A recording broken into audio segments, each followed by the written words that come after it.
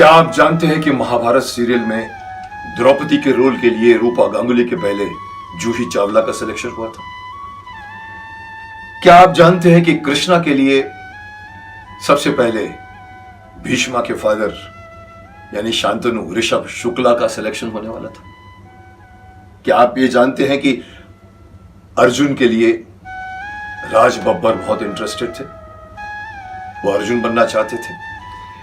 ऐसी कई से कास्टिंग को लेकर ऐसी कई सी बातें हैं, कैसी कई रहस्य हैं जो मैं आज आप लोगों को बताना चाहता हूं। इससे पहले मैं आपको यह बात भी बता दूं कि महाभारत अगर इतनी बड़ी हिट हुई है, उसके पीछे पूरी टीम का योगदान है। उसमें जितने भी बड़े बड़े प्लस पॉइंट्स हैं, उसमें अगर एक बड़े प्लस पॉइंट को अगर हम गौर करें तो वो कास्टिंग का था। महाभारत की कास्टिंग इतनी परफेक्ट हुई थी कि आज 30 साल के बाद में भी लोग उनको उनके कैरेक्टर से जानते हैं।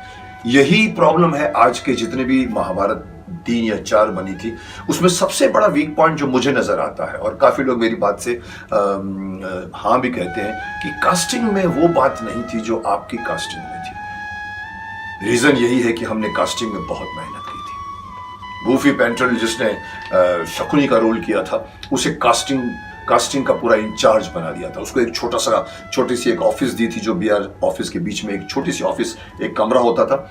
हम लोग जितने भी आते थे सब उसको विजिट करते थे। उसके सामने एक नोटिस बोर्ड रहता था जिसमें कैरेक्टरों का नाम लिखा रहता था, भीष्मा, कृष्णा, अर्जुन, भीम, नकुल, और उसके आगे जगह छोड़ी जाती थी कि कौन करने वाला वो नाम लिखने के लिए, और एपिसोड कौन से एपिसोड में उसका काम होगा।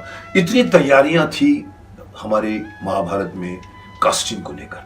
तो मैं समझता हूं कि आप तो सीरियल देख रहे हैं, आपको मैं चंद अंदर की बातें, जैसे हम कहते हैं ना, पर्दे के पीछे की बातें बताना चाहूंगा। तो चलिए हम शुरुआत करते हैं द्रौपदी को लेकर।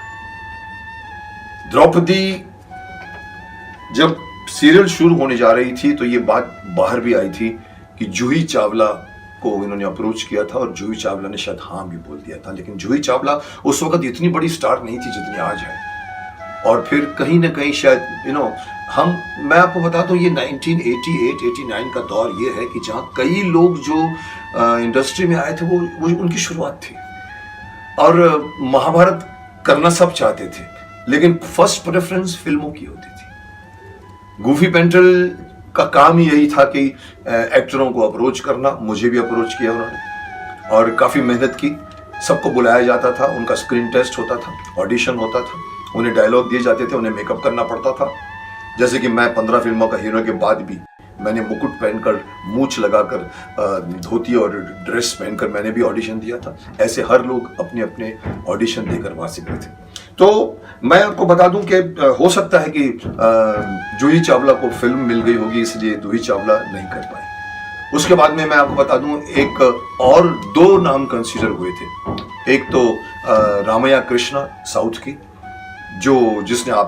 जिसको आपने अभी बाहुबली में देखा होगा, और दूसरी थी रूपा गांगुली।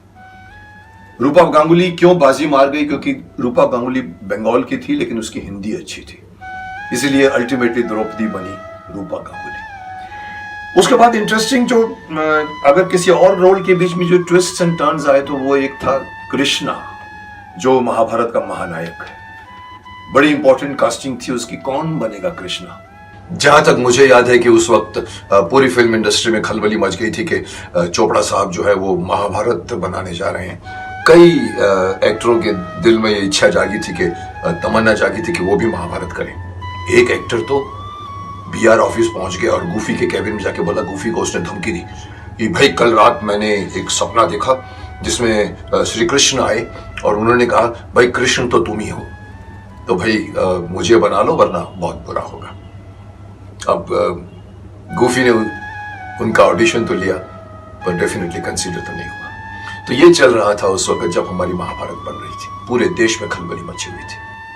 हर आदमी चाहता था कि हम कृष्णा बने, बिकॉज कृष्णा एक्चुअली देखा जाए तो हीरो तो मैं अपने हिसाब से कहूंगा तो हीरो महाभारत का अर्जुन था जो मैं करना चाहता था, या कर्ण था जो मैं करना चाहता था।